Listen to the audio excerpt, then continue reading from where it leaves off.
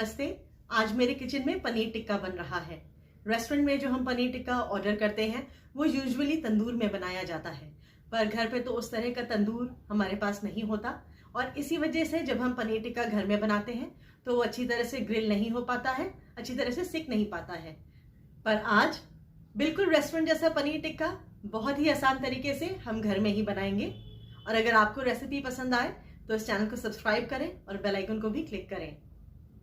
So please join in. Cooking शुरू करते हैं। पनीर टिक्का बनाने के लिए जो पनीर हम यूज़ करेंगे वो बिल्कुल ड्राई होना चाहिए। अगर आपने पनीर को पानी में रख रखा है तो कुछ टाइम पहले ही उसको पानी से निकाल करके बाहर रख दें ताकि वो एकदम सूख जाए। अगर पनीर में मॉइस्चर रह गया तो मैरिनेड को गीला कर देगा और फिर मैरिनेड पनीर पे ठीक से स्टिक नहीं करेगा। पनीर को इस तरह से थोड़े बड़े साइज़ के पीसेस में काट लें ताकि जब हम इनको स्क्यूवर्स में सेट करें तो ये टूटे ना। शिमला मिर्च को ऐसे काट करके देखिए, बहुत कम वेस्टेज होगी।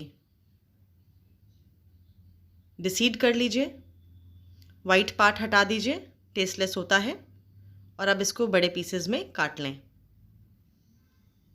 प्याज को 4 हिस्सों में डिवाइड करें और अब इसके पेटल्स अलग कर लें। देखिए कितनी आसानी से अलग हो जाते हैं। टमाटर को भी 4 हिस्सों में काटें और फिर इसको डिसीड कर लें। सब्जियां तो सब कट चुकी हैं, तो चलिए अब मैरिनेड भी बना लेते हैं। मैरिनेड में हम हंग कर्ड डालेंगे। हंग कर्ड तैयार करने के लिए मैंने दही को एक स्ट्रेनर पे डाल करके इस तरह से बाउल पे स्ट्रेनर को सेट कर दिया था और 1 घंटा के लिए इसको फ्रिज में छोड़ दिया था।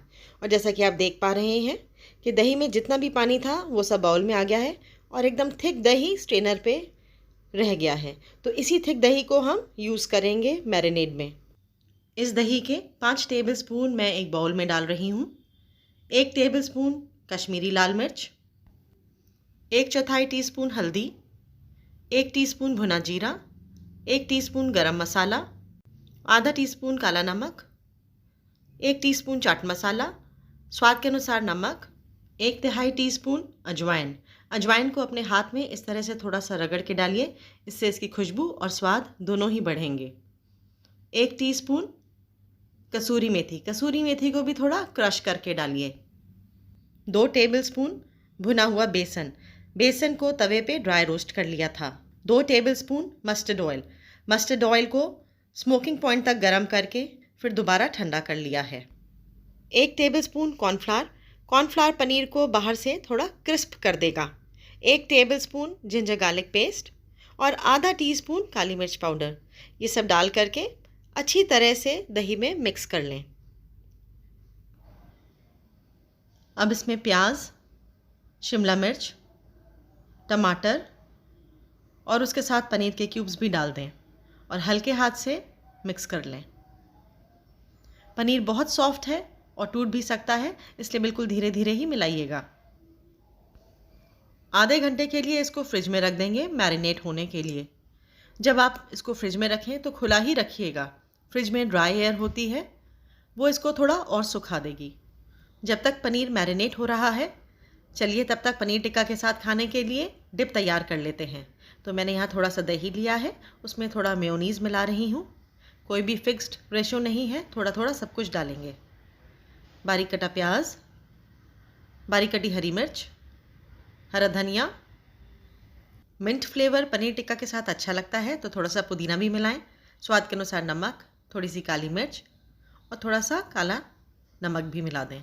बस सब कुछ मिक्स कर लीजिए और लीजिए डिप तैयार हो गया है।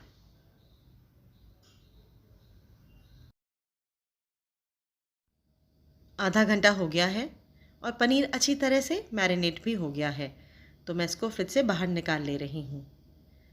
एक पैन को मीडियम फ्लेम पर रखें, उसमें 1 टेबलस्पून मस्टर्ड ऑयल और थोड़ा बटर डालें। बटर डालने से स्वाद और भी अच्छा आता है।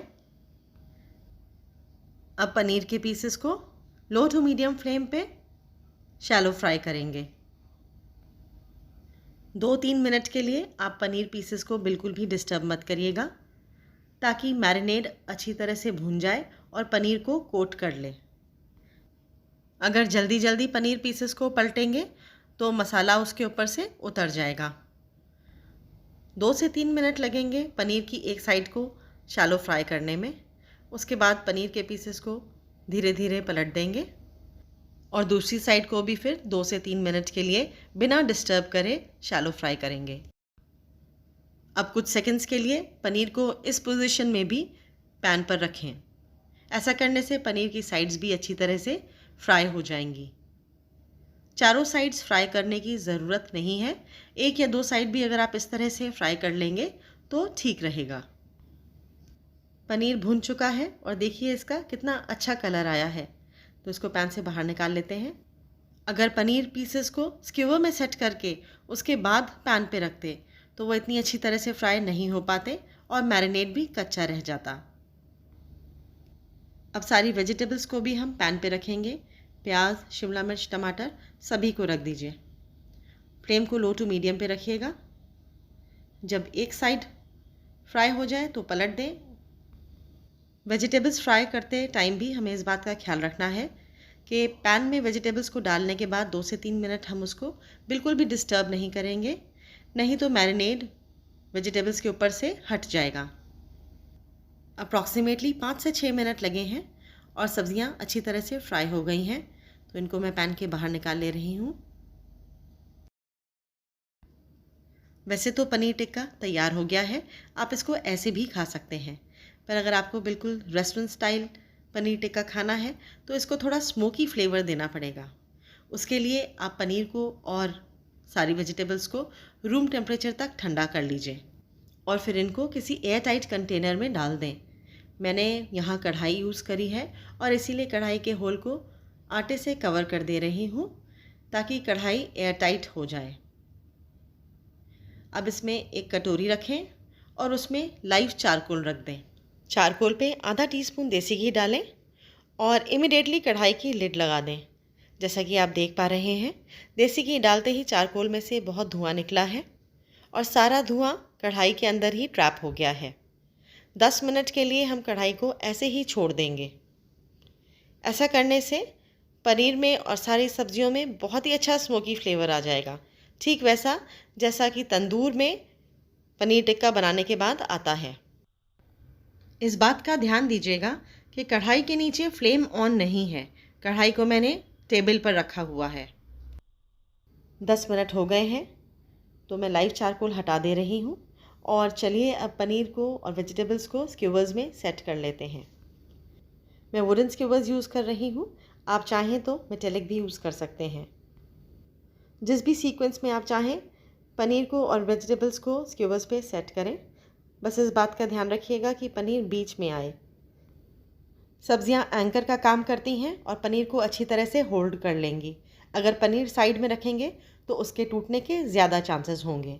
यहाँ मैं सबसे पहले प्याज डाल रही हूँ, उसके बाद शिमला मिर्च, फिर पनीर का पीस और सबसे ऊपर टमाटर। सबसे ऊपर अगर आप टमाटर लगाएंगे तो ये देखने में बहुत ही टेम्पटिंग लगेंगे।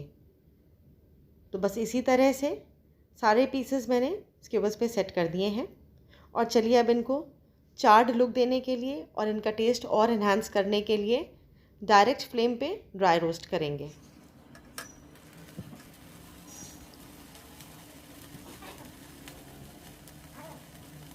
बस इस तरह से स्क्यूवर्स को थोड़ा थोड़ा घुमाते हुए पनीर को और सब्जियों को चारों तरफ से रोस्ट कर लेंगे। बहुत ही आसान है, बस कुछ सेकंड्स में ही रोस्ट हो जाता है। अगर वुडन स्क्यूवर्स आप यूज़ करें तो इस चीज़ का ध्यान दीजिएगा कि फ्लेम स्क्यूवर्स को ना छुए। ये देखिए कितनी जल्दी रोस्ट हो गया है और कितना अच्छा रोस्ट हुआ है। बिल्कुल बाज़ार जैसे पनीर टिक्का का लुक आ रहा है। इसी तरह से हम बाकी सारे पनीर टिक्का भी रोस्ट कर लेंगे। आप चाहें तो रोस्टिंग के लिए इस तरह का नेट भी यूज़ कर सकते हैं। तो लीजिए, बिल्कुल रेस्टोरेंट जैसा टेस्टी पनीर टिक्का बनके तैयार हो गया है। इसको अनियन रिंग्स, डिप और हरी चटनी के साथ सर्व करें। पर सर्व करने से पहले इसके ऊपर थोड़ा चाट मसाला स्प्रिंकल करें। थोड़ा सा बटर भी आप डाल सकते हैं, इससे इसका स्वाद और बढ़ जाएगा। और बिल्कुल थोड़ी सी कसूरी मेथी की लीव्स भी क्रश करके डालें। आप चाहें तो थोड़ा नींबू का रस भी डाल सकते हैं। पनीर टिक्का बहुत ही टेस्टी बना है और ये देखिए कितना सॉफ्ट है। उम्मीद है कि आपको रेसिपी पसंद आई होगी। मुझको फीडबैक दे करके बताइएगा ज़रूर कि कैसी बनी। Thank you.